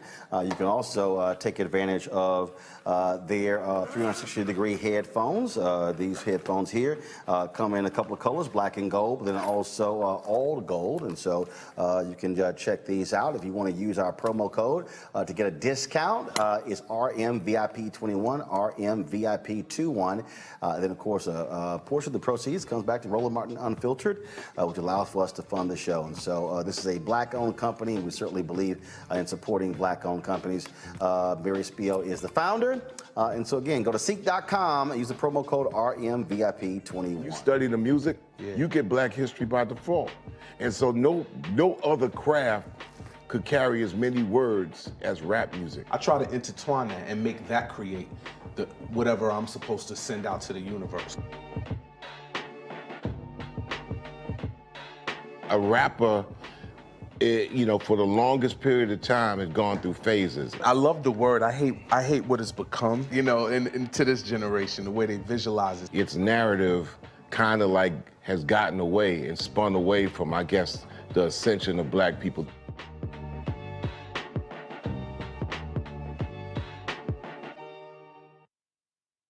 Football bans, and one of the best fan experiences in the country. The Cricket BX SWAC Challenge kickoff returns to Atlanta on August 28th, along with special guests, College Game Day. Then Alcorn State takes on North Carolina Central with conference bragging rights on the line. Center Park Stadium is the place to be on August 28th. Come tailgate all day before enjoying a primetime matchup on the gridiron. You don't want to miss this. Check out MeaxSWACChallenge.com for more information. Roland Martin Unfiltered, youtube.com/Roland S. Martin. And subscribe to our YouTube channel. There's only one daily digital show out here that keeps it black and keep it real. It's Roland Martin Unfiltered. See that name right there? Roland Martin Unfiltered. Like, share, and subscribe to our YouTube channel. That's youtube.com/Roland S. Martin. And don't forget to turn on your notifications so when we go live, you'll know it. Women have always been essential. So now how are you going to pay us like that? And it's not just the salary. I mean, there are a whole number of issues that have to support us as women. Yeah, but that's what we deserve. That we shouldn't have to beg anybody for that. And I think that we are trying to do our best as a generation to honor the fact that we didn't come here alone and we didn't come here by accident. I always say every generation has to define for itself what it means to move the needle forward.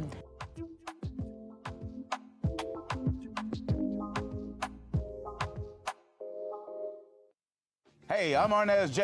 Black TV does matter, dang it. Hey, what's up, y'all? It's your boy, Jacob Lattimore, and you're now watching Roland Martin right now. Stay woke.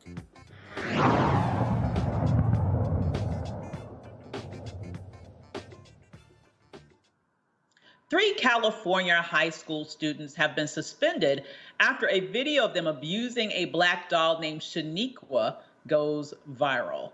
In the video, several students from Salinas High School are seen abusing the black doll and placing the toy in sexual positions. Parents say this is not the first time an incident of this caliber has occurred in the school or the district. In a statement, the Salinas Union High School District condemned the terrible act and said in part, the SUHSD does not condone this type of behavior.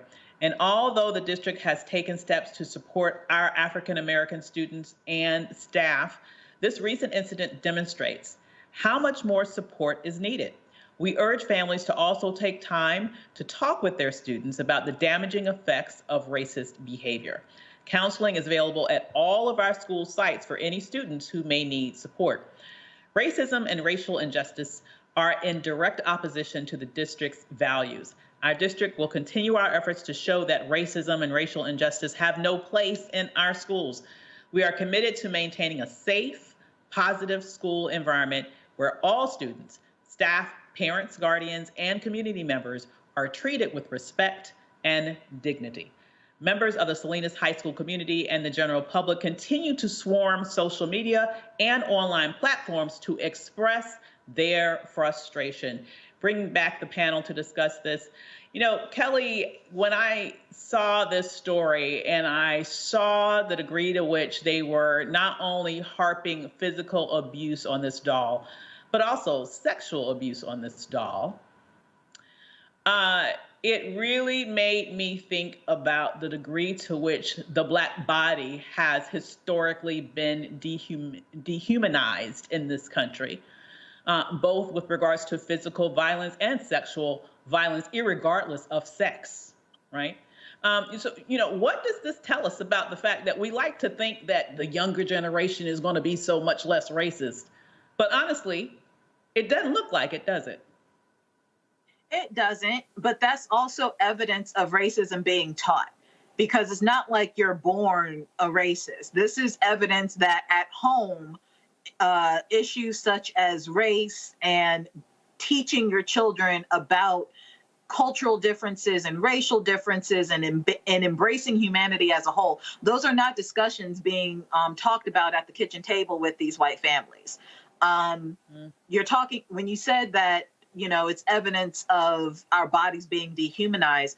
Specifically, it is evidence of Black women being hypersexualized, dehumanized, and frankly, disregarded. And the overquoted but ever so relevant quote from Malcolm X being, "The Black woman is the most disrespected in this country." I mean, that rings true here. This is disturbing on so many levels, because it's not like this was a human blow-up doll.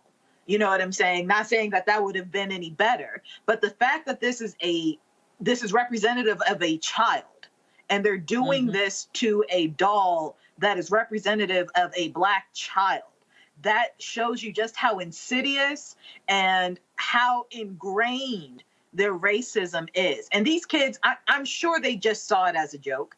You know, they see stuff on TikTok all the time. They see the lax approaches to race in their own families and in their environments. They probably didn't think this was a big deal outside of it being a joke. But that in itself is a problem, you know. And there have been plenty of studies regarding just interacting with dolls and what that says about human behavior. I mean, going so far back as Brown versus Board, the doll test regarding that. And there have been doll tests since then that have shown how we interact as humans when, you know, like how we interact in regards to how we treat the doll. So the fact that they saw this child, this Black child, and they did this to a Black child as they themselves are children. That part is more disturbing to me than the fact that they just, you know, trashed a toy. It's more insidious than that. There's layers to it. Absolutely, there are layers to it.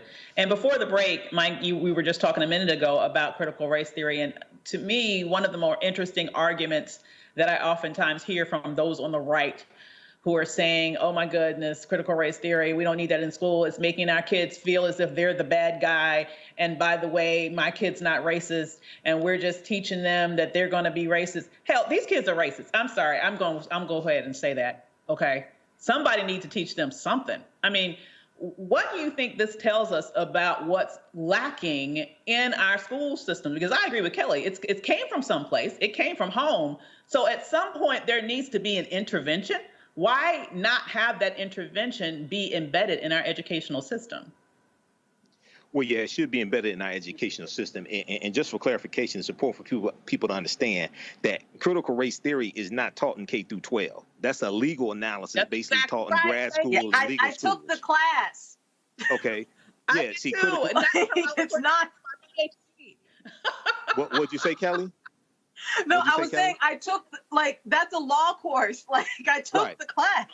Right, exactly. So, see, this whole fight over critical race theory is just to put under an umbrella critical race theory, saying that white conservatives don't like dealing with racist, systemic racism and slavery, okay? Now, it's important for people to understand. Let me just dissect this quickly.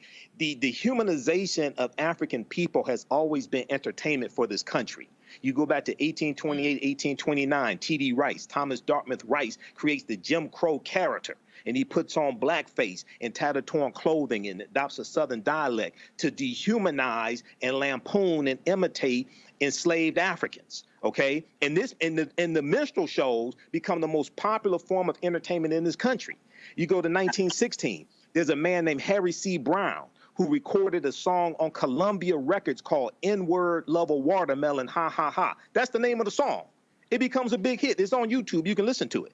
So the history of this country, the history of slavery has to be taught in every school across this country, because what we're seeing is we're seeing a dehumanization of African Americans that is replicated in media. Okay, I'm about to take it there. The only reason why R. Kelly allegedly was able to do what he did allegedly is because the majority of his alleged victims were black women and black girls. Because if he was outside of a high school, allegedly talking to 15, 16, 17-year-old white girls, that would have stopped years ago.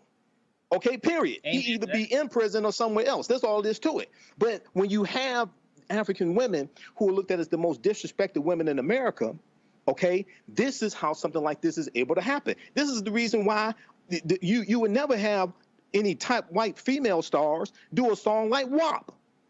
White corporations, white record companies would not let Taylor Swift, they would not let no white woman do a song like WAP. And the bass line says there's some whores in this house.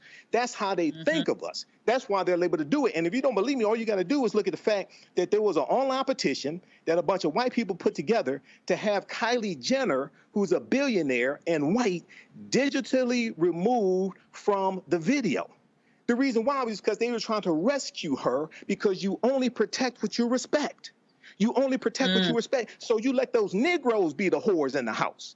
You let those Negroes do stuff like that, because that's how they think of us. Lastly, if you read the details of this doll, the doll's face was reportedly altered to give it the appearance of having abnormally big lips and a facial tattoo. Okay, so with the big lips is a stereotype, once again, of African Americans, and we saw that in the minstrel shows. We saw that in the Amos and Andy radio show, things like that. So yeah, you got to deal with this history. We have to call this out, and I want to see what type of discipline is going to happen, and how is the school district going to make sure nothing like this happens in the future either.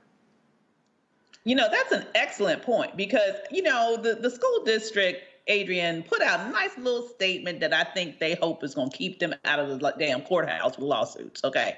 They put out a nice little statement. But there's nothing in the statement about what is actually going to happen to the students who were engaged in this abusive and racist behavior. They were suspended. Okay, thank you. So the students were suspended. I wonder for how long. I mean, to me, you know, I just really...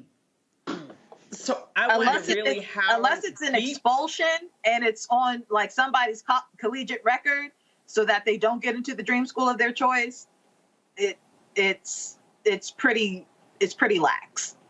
Yeah, absolutely. No, I agree. What would you like to see, Adrian? What really would, because there has to be, to me, there has to be a remedy that's at least as egregious as the offense, in order for people to be disincentivized from doing something similar in the future. What would you like to see happen when we see things like this occur in school districts? Because I just feel like too often, particularly when the perpetrators are white, people are most likely to say, well, you know, kids are kids, let boys be boys, let girls be girls. And as you mentioned, Kelly, it does not follow them in the same way that the smallest little infraction ends up putting kids in courtrooms, Black kids in courtrooms with the school to prison pipeline, and they can never get out from under that stain on their record. What should happen to these types of students? No, I think there's a couple different channels here on this, because one is the irony that the school district is going to say, oh, well, we just need more racial sensitivity and DEI training, which is essentially critical race theory. but in the same breath, oh, but we don't need that as part of our curriculum to stop this in the first place. Like that piece needs to be addressed. And I think anyone who says we don't need critical race theory like curriculum in our grade schools and in our high schools, videos like this, Other videos, like the ones that came out of Chicago, where they were taunting and chanting racial epithets at this Marist High School here in Chicago, like these are the videos that need to be shown as proof evidence and proof positive that this kind of education and curriculum is desperately needed in schools, because children clearly aren't getting this curriculum or these social ideals at home. The other piece of this that I would agree with Kelly on is that there needs to be real discipline here. A suspension is basically a vacation for kids to play video games at home. And the homes that these kids are coming from are more likely to reward their behavior than punish them for it. So that's not teaching them any lesson. It's reinforcing negative behavior. So, I agree. I think there needs to be some civil lawsuits filed. I think the parents of Black students need to get together and file a class action suit against the district. And that these children and their families need to be named in court documents that are FOIable. And therefore, when they go and apply for college, the colleges can say and do their due diligence, say, I don't know that we need to invite them to Harvard University because they were on Insta smashing a Black baby's face into the concrete. I think that there need to be very clear repercussions for this, because suspensions alone aren't going to cut it. And the district better get their act together. That's all I got to say, because DEI training that's optional, Nowhere near enough. Absolutely. No, not at all. Absolutely. So let's turn our attention to an update about Afghanistan. Hundreds trekked to the Kabul airport after the deadly suicide explosion. Afghans traveled through debris, waste, and human carnage, attempting to flee the Taliban-run Afghanistan. More than 90 people were injured, with an official number not yet completely released. But we know that we lost 13 service members in this attack, even more than that who were injured, Americans, many more Afghanis killed and injured. President Biden vows to find those responsible for the attack. Australia and New Zealand have entered their evacuation efforts in Afghanistan. President Biden is extending his August 31st deadline to ensure all Americans have been evacuated. So, going to the panel, this was never going to be an easy, swan song to this situation. However, with this attack happening, that kind of just ratchets up the challenges associated with extricating the American presence out of Afghanistan. What do you think is going to happen now? Do you think that this is ultimately going to kind of spiral us right back into the thick of things? Or do you think that this administration will continue to exit, but with some limited involvement with regards to trying to wreak revenge on those who were involved in the explosions that were just experienced the other day? Who's that question for? I'll start with you, Mike. Go right on ahead. Jump on in. There are reports that another attack is going to take place.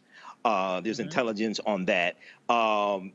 This is any time that you withdrew from Afghanistan, it was going to be chaos. Okay, now there are criticisms over how it was done and things like that. So August 31st is the deadline. What's really critical is what's going to happen September 1st. Okay, as it stands right now, all of the Afghanistanians who want to get out are not going to be able to get out. There may be some Americans. It appears there are going to be some Americans left behind as well. So what's really critical is what's going to happen after August 31st, what's going to happen September 1st. And because that's when August 31st is the last day based upon the agreement between the U.S. and the Taliban. So, this is, you have 13 U.S. troops who were killed. You have at least 170 people dead. You have at least 155 injured. So this is a catastrophe. The Pentagon clarified it was one explosion. as opposed to 2 explosions when they had the press conference today. But I mean, really, is no telling what's going to happen. This is a very fluid situation. This is a very fluid situation. So really, the most important thing, what I wanted to see, is it's going to take place September 1st. Me too. And when I think about really what's transpired in a short amount of time, yes, there can be, I believe, a lot of criticism about perhaps how this has the whole exit process occurred with regards to the late start of the evacuations. But when you look at how much has occurred in just a little bit of time, since August 14th, for example, the U.S. has evacuated and facilitated the evacuation of approximately 109,000 people. Right. Since August 14th. That's a whole Right. hell of a lot of people. And if you go back to the end of July, it's relocated over 114, almost 115,000 people. So, a lot was going on until this happened the other day. So even though the ball got rolling late, I believe this is unprecedented in terms of the number of people, the sheer volume of people that were relocated out of this country at the end of a wartime situation, right? Right. Sort of pivoting forward now, some people are suggesting that, is this going to be used as an excuse? I know we have the war hawks maybe that are saying that maybe we should, this might be used as an excuse to stay, but other people are saying, let's just keep going. Your thoughts about that, Kelly, with regards to what's going on right now. Do you think the Biden administration is going on the right track with regards to saying, hey, it sounds like to me, the last that I heard from the president, it sounds like to me, his thing is we are going to continue, even if we have to extend a little bit beyond August 31st, we are definitely going to continue this whole goal of completely extricating ourselves out of that situation. Is that really going to be even politically possible now, given the fact that you had this historic number, unfortunately, of Americans murdered in this process the other day? A few things. One, is it possible? I mean, I don't know. I'm not a military expert. What I do know is that from the looks of things between the press conferences that Biden himself has held, his press secretary, and the military experts that I've seen doing the entire news cycle, it appears that it is possible and that Biden himself is really gung-ho about keeping to the August 31st deadline. If for any reason, anything after that will be more unstable as far as negotiations than it is now. As far as what you were talking about being, the exodus, the mass exodus that is happening right now in Afghanistan being unprecedented, you're absolutely right. Because I believe, I don't remember exactly what date it was, but when there was a mass exodus of Berlin during that war, that exodus took 2 years, if I'm not mistaken. This is by far the fastest one and the largest one in the span of time allotted. So anything that happens from here on out is going to be a feat that should more or less be considered a success regardless.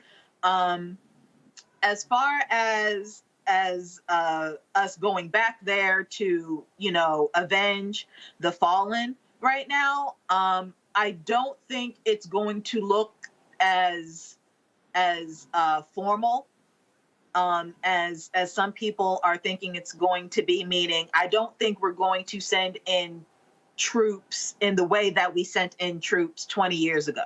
I think it'll be more of a covert mission, similar to how we killed Osama bin Laden. And if we succeed, that's when we'll hear about it. As far as Americans staying, again, I'm not sure, but every tool in our tool belt available to us to get as many people out between now and the 31st, I definitely think that is going to happen to the best of our ability. But I don't think we're going to be going back in the way that we went 20 years ago, because if we do, that's going to be considered more of a failure than the mass exodus we're having right now. Indeed. Adrian, looking at this from the perspective of just good old-fashioned politics, I think about the fact that President Biden came in and, some people call him boring. Other people said, hey, listen, at least the man can get stuff done, okay? I would love no drama after everything we've just been traumatized with over the course of the past 4 years. So there was a lot of confidence in this administration that I would argue it lived up to early on, especially with regards to the rollout of the vaccine and just the huge stark contrast between that and the previous administration. Now this happens. Now I will, we do want to acknowledge here, I think it's very important to acknowledge that, his predecessor not only negotiated the end of American involvement there with the Taliban before he took office, he also had the bright idea of letting out 5,000 Taliban fighters. That was really smart, okay? That was really, really smart. So Biden comes in, he has to deal with this place setting that he has inherited. However, Americans don't have long memories when it comes to things like that. Politically, how much damage do you think what some could term as a debacle this has on this particular administration, particularly as we're not that much far away from the beginning of a midterm campaign season being able to kick off?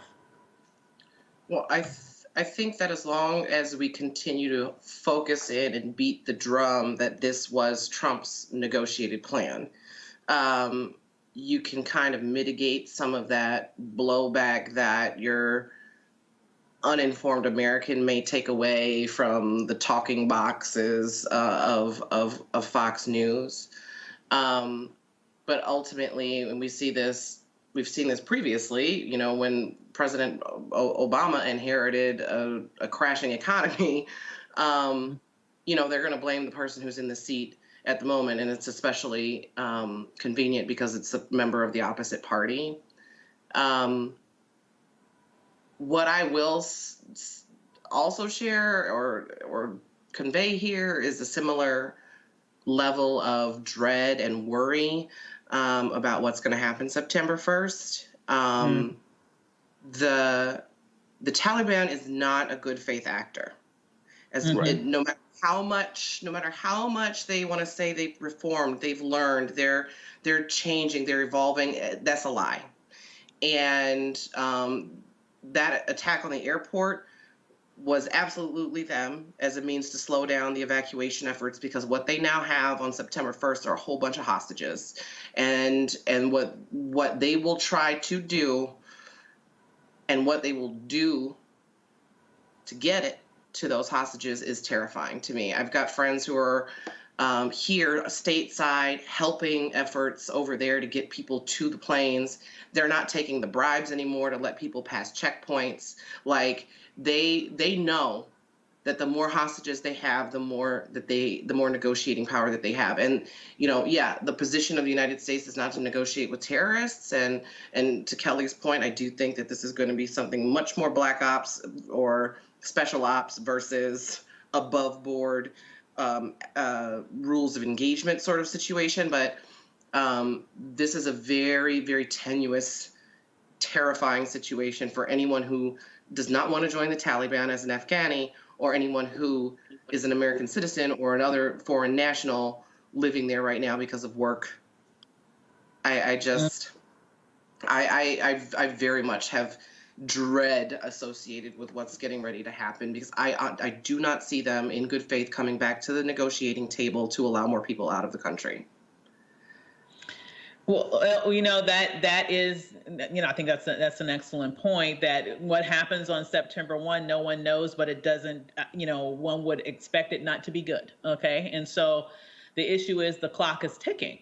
And now the whole situation has been complicated by not only this most recent act, this explosion, this bombing, but also some intelligence that there might be another one coming up. So it's going to be that much more difficult to get more people out of the country. what are let's talk a little bit about the implications of what the new Afghanistan is going to be post September 1, not only for the people who might be left behind, unfortunately, because honestly, they probably won't be able to get everybody out that they should be getting out, but also just for the women of Afghanistan writ large. There's been American involvement in that country now for 2 decades.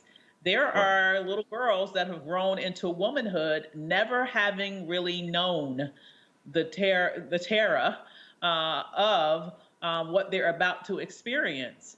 And so, I'm just thinking about the people who are going to be left behind, Afghanis as well as Americans, and what that is going to look like.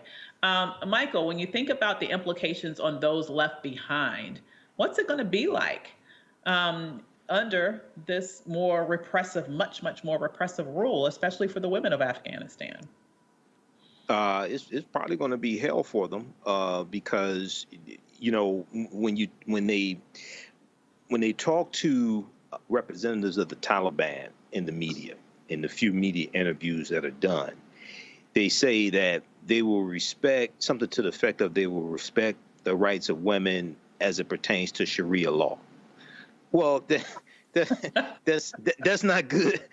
That's not good in the first place. Okay, so there against women. They have very archaic, backwards views of the roles and careers that women should have. So for girls that grew up and they may be say 18, 19, 20 years old today, they don't know what it's like to grow up. So it's gonna be chaotic, and you probably have some type of revolt from within, from the Afghan people. You'll probably have some type of revolt against the oppressive rule of the Taliban.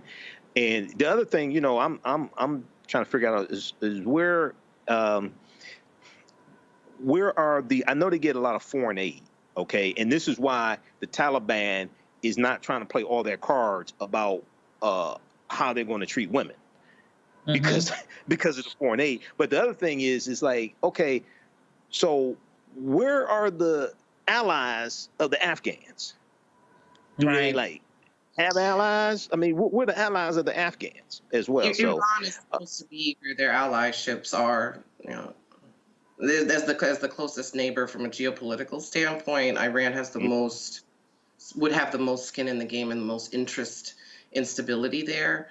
And to your point about women and children who suffer the worst in situations like this, not just because of Sharia, but because it's war, and they're living in wars. We already have signs that were delivered to us on the ground by journalists and who are sort of sneak posting things online. I mean, they immediately started painting over images of women. Like, this is not everything that they are saying. They are literally doing the opposite on the ground, and it is terrifying. History has shown us that getting involved in this country is a money pit, and it will eat resources, and it's not as though the Afghani people don't deserve stability and don't deserve a government that they can that they can rely on and that they can trust. It's just increasingly it's proven to be increasingly difficult to establish that in a country where things like corruption are rampant.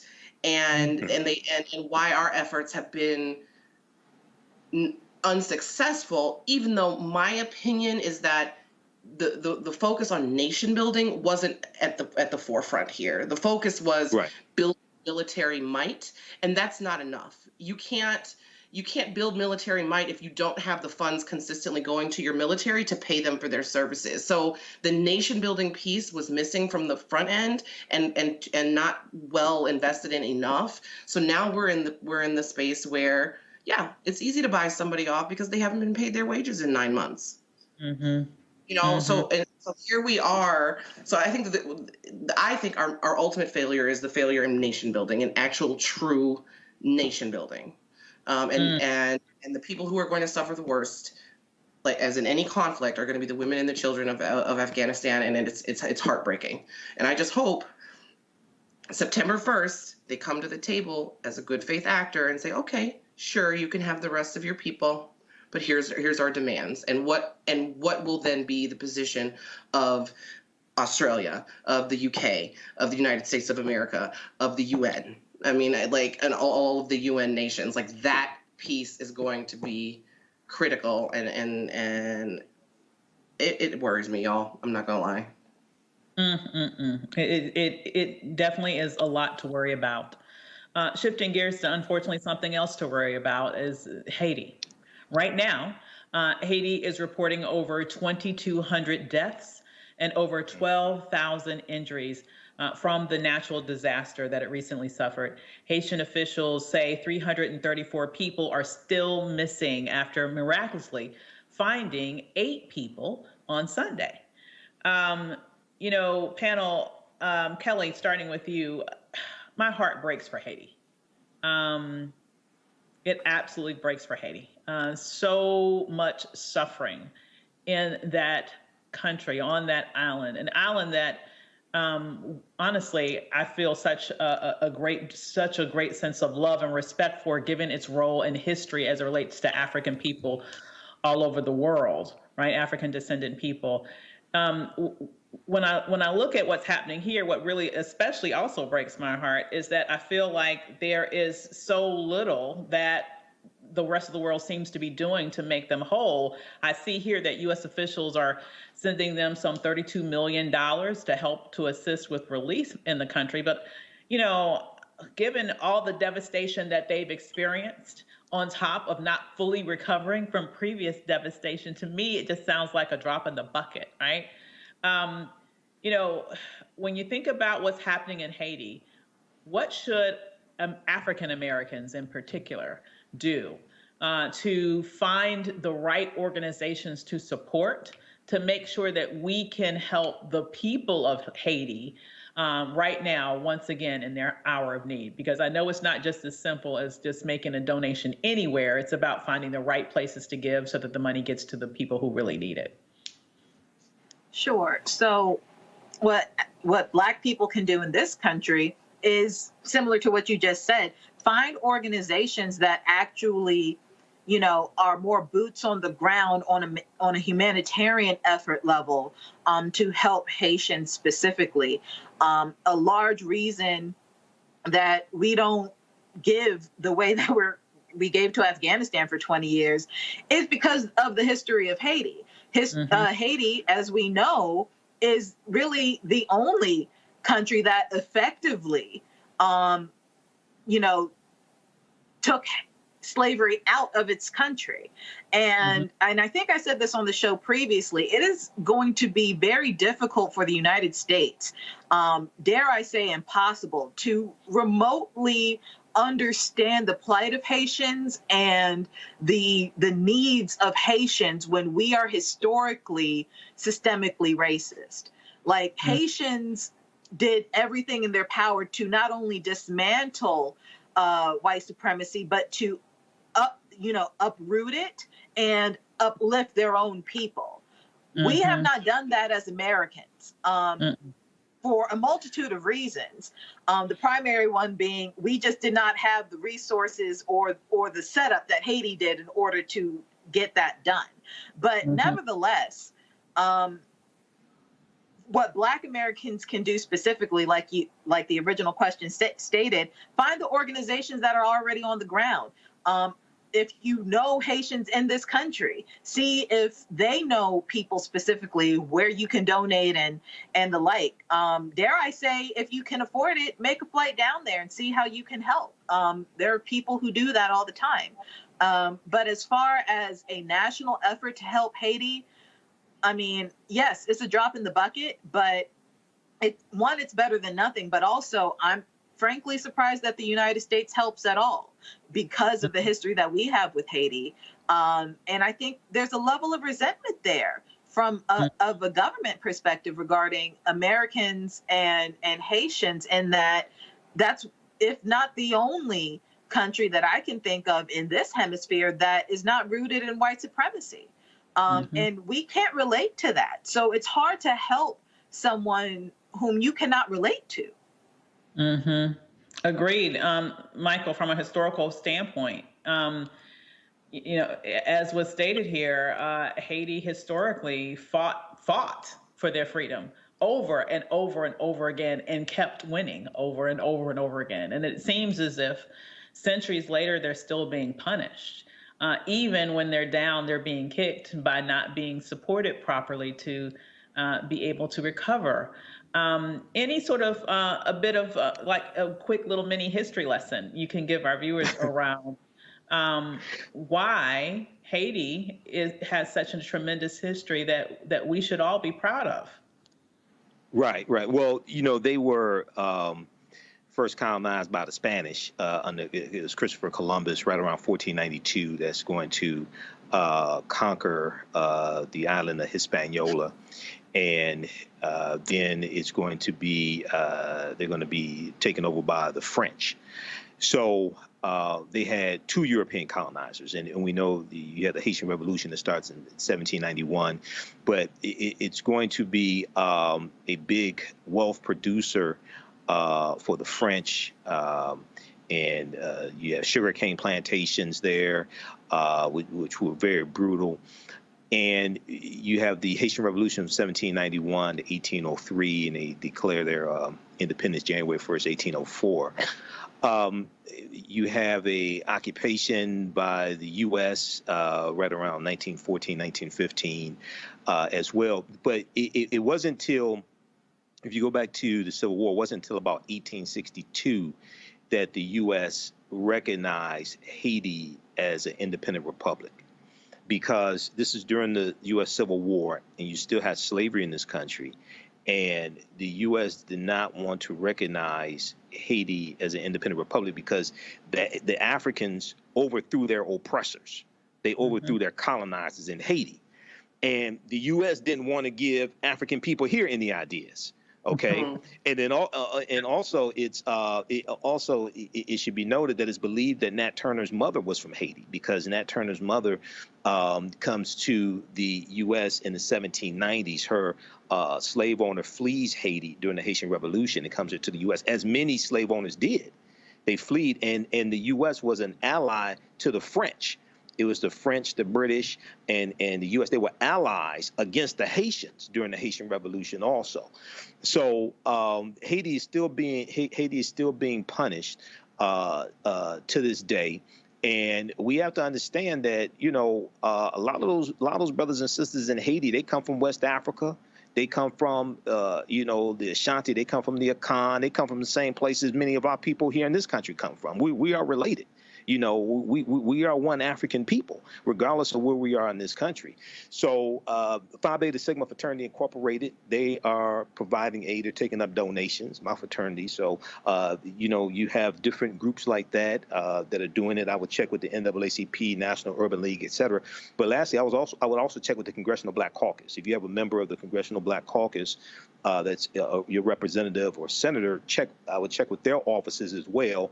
Check the CBC's website, because oftentimes they will provide, they will have information and provide aid, et cetera. They will let you know about different organizations, et cetera, that you can, legitimate organizations that you can support also. Absolutely wonderful advice. I want to take a minute to thank the entire panel this evening. You guys were excellent, of course, as normal. Great having you on the show tonight.